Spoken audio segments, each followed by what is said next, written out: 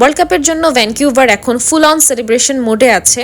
আর এই এত সুন্দর ডেকোরেশন আমার ল্যাব থেকে মাত্র 10 মিনিটস ওয়াকিং ডিস্টেন্সে। কিন্তু উইকডেজগুলা দেখা যায় সারাদিন ল্যাবেই কেটে যায়। আর ওয়ার্ল্ড ওয়াইড এখন ট্যুরিস্ট আসতেছে এই সেলিব্রেশনটা এনজয় করতে। তাই আমিও চলে গেলাম ওয়ার্ল্ড কাপের ঘোরাঘুরি করতে। ফার্স্টে বাসে উঠে আমি কয়েন দিয়ে এই টিকিটটা নিয়ে নেই। এটাতে সকাল 5টা থেকে একদম সন্ধ্যা 6:30 পর্যন্ত সব বাস ফেয়ার ফ্রি। এই টিকিটটা নিয়ে নেই আমার হাজবেন্ডের জন্য। আর আমার তো কম্পাস কার্ড আছে। কম্পাস কার্ড হচ্ছে ভ্যানকুভারের বাস কার্ড। আর ইউবিসির স্টুডেন্টদের জন্য একটা সেমিস্টার ওয়াইজ একটা স্টুডেন্ট ফি নিয়ে নেয়, খুবই কম। এর জন্য ফুল মান্থেরই এই বাস ফেয়ারটা ফ্রি থাকে।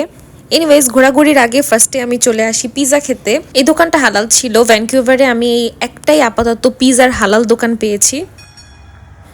এরপর আবার বাসে উঠে যাই ডাউনটাউনে যাওয়ার জন্য। এটা হচ্ছে গ্র্যান্ডভেল স্ট্রিট। এই ফুল গ্র্যান্ডভেল স্ট্রিটটাকেই পেডেস্ট্রিয়ান জোন বানিয়ে ফেলা হয়েছে, মানে এখানে কোনো ধরনের গাড়ি চলবে না। সব জায়গায় অনেক সুন্দর সুন্দর ফটো জোনের মতন আছে, যে ইচ্ছা মতন বসে বসে ছবি তোলা যাবে। আর এখন ভ্যানকুভারে অনেক ট্যুরিস্ট। আমি এর জন্য শুধুমাত্র ডেকোরেশনের ভিডিওস নিতেছিলাম মানুষজনকে না দেখিয়ে, কারণ কারো আমি প্রাইভেসি নষ্ট করতে চাচ্ছি না। এটা হচ্ছে রবসন স্ট্রিট। এই প্লেসটা সবসময় অনেক লাইভলি থাকে। আর হঠাৎ করে দেখি মানুষজনের চিল্লাচিল্লি শুনি, তারপরে বুঝতে পারি যে এখানে অস্ট্রেলিয়ার টিম খেলতে যাচ্ছিল। আমরাও কিছুক্ষণ থেকে তারপর বাসায় চলে আসি। ভ্যানকুভারে আল্লাহর রহমতে সব জায়গায় এই বাস সার্ভিসটা থাকার কারণে খুবই বাজেট ফ্রেন্ডলি ঘোরাঘুরি করা যায়।